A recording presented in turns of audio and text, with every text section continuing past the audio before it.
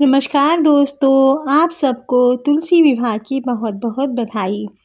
तुलसी विवाह एक अत्यंत ही पवित्र और हिंदू पर्व है जो कार्तिक मास के शुक्ल पक्ष की एकादशी और कभी-कभी द्वादशी को भी मनाया जाता है।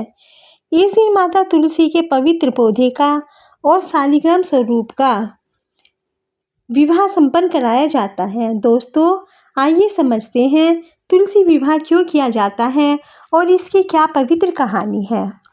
यह पर्व दैवीय विवाह का प्रतीक है जिसमें भक्त और भगवान के मिलन का संदेश छुपा है। माना जाता है कि जो व्यक्ति तुलसी विवाह संपन्न कराता है उसे वही फल मिलता है जो कन्यादान करने से मिलता है।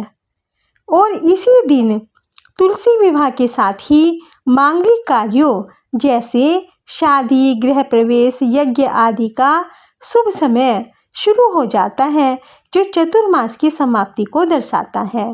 आइए दोस्तों, तुलसी विवाह की एक बहुत ही प्रसिद्ध कहानी सुनाती हूँ जो इस प्रकार है।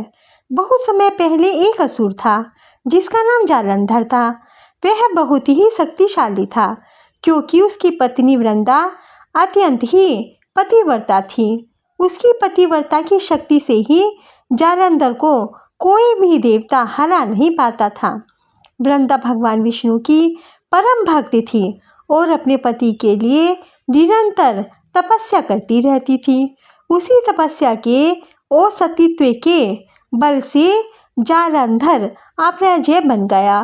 कोई भी देवता उसको हरा नहीं पाया।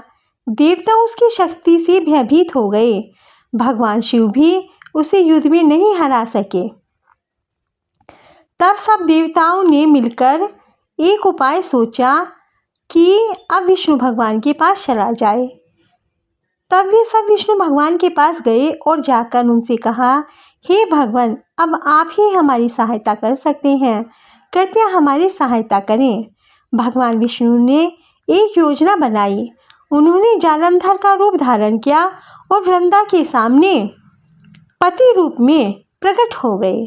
जालंधर ने जब विष्णु भगवान को अपने पति जालंधर के रूप में देखा तो वह भी भ्रमित हो गई और उसको ही अपना पति समझकर उसका पतिव्रत व्रत भंग हो गया। उसी क्षण जालंधर की सारी शक्तियां समाप्त हो गई और भगवान विष्णु ने उसे युद्ध में मार दिया। जब वृंदा को इस सत्य का पता चला कि यह छल स्वयं भगवान विष्णु ने किया है तो वह बहुत क्रोधित हुई और बहुत ही दुखी हुई। वह विष्णु भगवान से बोली, मैंने जीवन भर आपकी ही पूजा की है, परंतु आपने ही मेरे पतिव्रत धर्म को भंग किया है। अब मैं आपको शाप देती हूँ, आप पत्थर बनेंगे ताकि दुनिया आपको पूजे, पर आप कभी अपने रूप में न रहें। इस प्रकार भगवान विष्णु शालिग्राम रूप में पत्थर बन गए। वृंदा ने तब अग्नि में प्रवेश कर लिया और भगवान विष्णु भी इस कार्य को देखकर वृंदा को अग्नि में प्रवेश करते देखकर बहुत ही दुखी हुए और उन्होंने अत्यंत पश्चाताप किया। उन्होंने कहा, हे वृंदा, तुम सदा पूजनीय रहोगी। तुम्हारा अगला जन्म तुलसी के रूप में होगा और हर वर्ष मैं तुम्हारे साथ शालिग्राम रूप में ही विवाह करूंगा।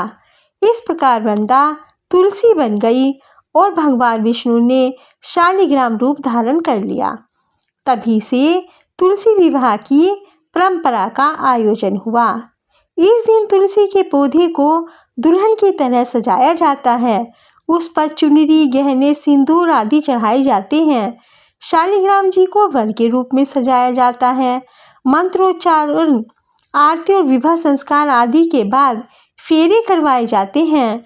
प्रसाद में मेवे, खीर, पूरी और पंचामृत का विशेष महत्व होता है और इसी का प्रसाद चढ़ाया जाता है।